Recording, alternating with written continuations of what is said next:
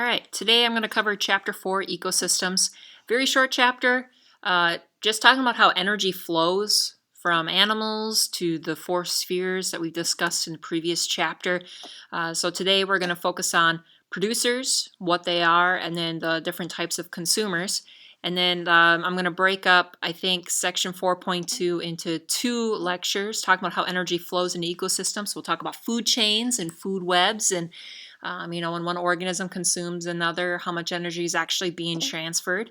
And then the final section is just the cycles of matter. So we're going to talk about the water cycle, which you are all very familiar with, but then the carbon cycle and the phosphorus cycle, and then the nitrogen cycle. So this is just basically about those four cycles right there. But today's objective, just defining primary producers and then how consumers get energy and nutrients. So a primary producer, and you might want to check your notes because I might have mistyped it as consumers. So just check your notes, but this is primary producers, okay? They are the first producers of energy-rich compounds that can be used by other organisms. What that means is that they pretty much provide all the energy in an ecosystem for all other living things.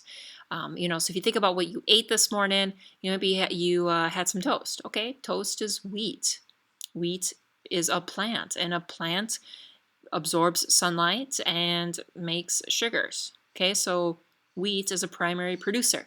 Or maybe you had bacon, so bacon comes from a pig, and a pig eats grain, and whatever grain that pig consumed, that's the primary producer right there. We also call producers autotrophs, because they capture energy from non-living sources, maybe sunlight, or in some cases inorganic compounds, and then they convert it into forms that their cells can use, a lot of times carbohydrates or sugars. So there are two types of autotrophs, or two types of primary producers. Photosynthesis, which means they get the energy from the sun.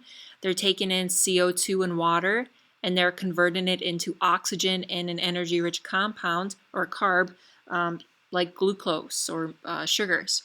And another benefit of autotrophs that undergo photosynthesis is that they add oxygen gas to the atmosphere and remove CO2 from the atmosphere. So we're always talking about how our CO2 levels are increasing. Well, we have plants to, kind of counter that a little bit by so they can absorb it and convert that into a usable energy source like glucose. Now, just recently, I would say maybe within the last 40 years, we've come across life forms that can convert or make their own food without the source of light. So they do things a little bit differently. They don't do photosynthesis, they do chemosynthesis, where they harness their chemical energy from some type of inorganic molecule, in some cases hydrogen sulfide, to make their carbs or to make their sugars.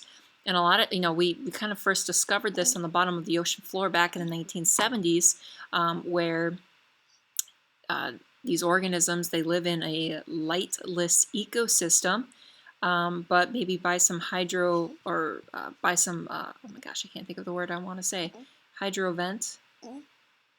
I don't know, but vents on the ocean floor, and they are able to take these inorganic molecules and convert it into sugars that they can use.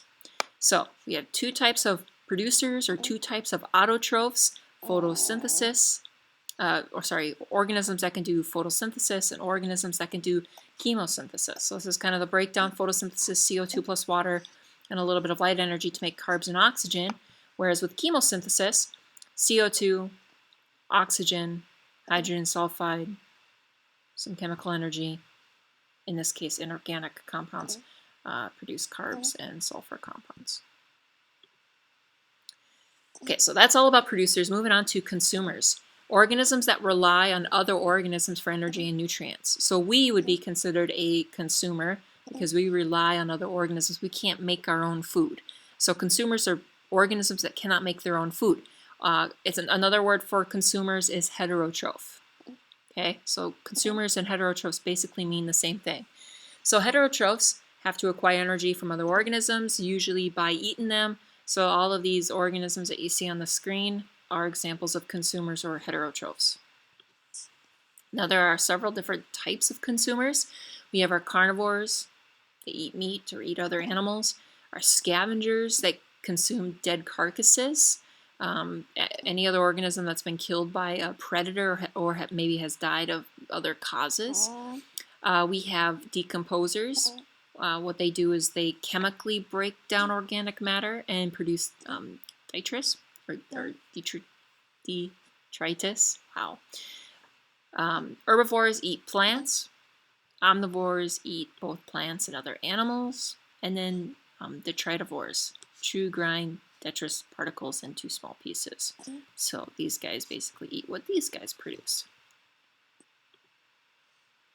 So some examples. Worms would belong into that category down there. Yeah. Okay, now this flowchart is pretty much accurate, but I'm going to talk about one mistake that I've made on this. So producers and heterotrophs, or I should say producers and consumers, or autotrophs and heterotrophs are all connected.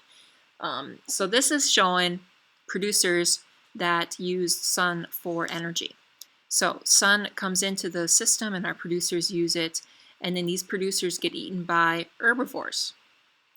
Or maybe they got eaten by an omnivore, because omnivores, they can eat plants too. So I should really add another arrow here.